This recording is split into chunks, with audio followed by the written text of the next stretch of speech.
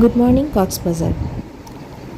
আজকের এই সকালের মাধ্যমে শেষ হয়ে যাচ্ছে আমাদের ট্রিপটি। আজ অনেক সুন্দর সুন্দর স্মৃতি নিয়ে আমরা এখান থেকে চলে যাব আমাদের গন্তব্যে। হয়তো অনেক বছর পর অথবা অনেকগুলো মাসের পর আমাদের আবারও মনে পড়ে যাবে এই দিনগুলোর কথা। আসলে এই দিনগুলো খুবই স্মৃতিময় ছিল এবং এই দিনগুলো আসলেই ভোলার না।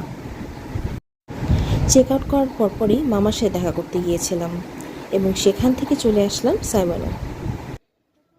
সাইমন হোটেলটি বিদেশি আদলে করা, তাই এটির সৌন্দর্য আসলেই অন্যরকম।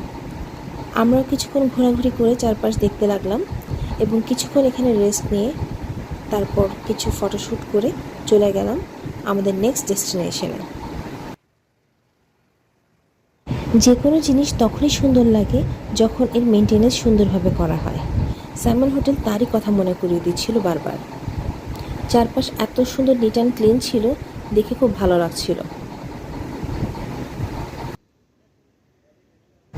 যেহেতু প্রচণ্ড গরম ছিল, তাই গলা ভেজানোর জন্য আমরা জুস অর্ডার করলাম এবং এই জুসগুলো আসলে রিফ্রেশিং ছিল।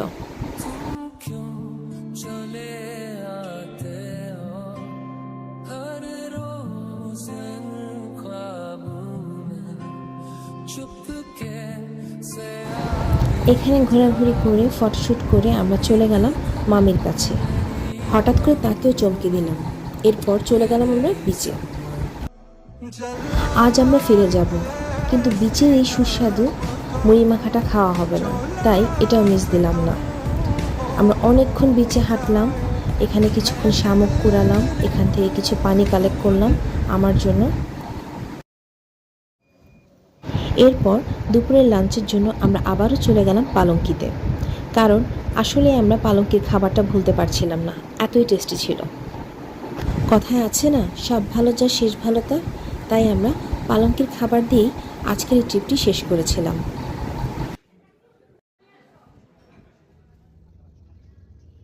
এই তো বাড়ির পথে ফিরে যাওয়া। আসলে লাস্ট কয়দিন আমরা অনেক এনজয় করেছি, অনেক স্মৃতিচারণ করেছি, আমাদের খুব সুন্দর একটি সময় কেটেছে।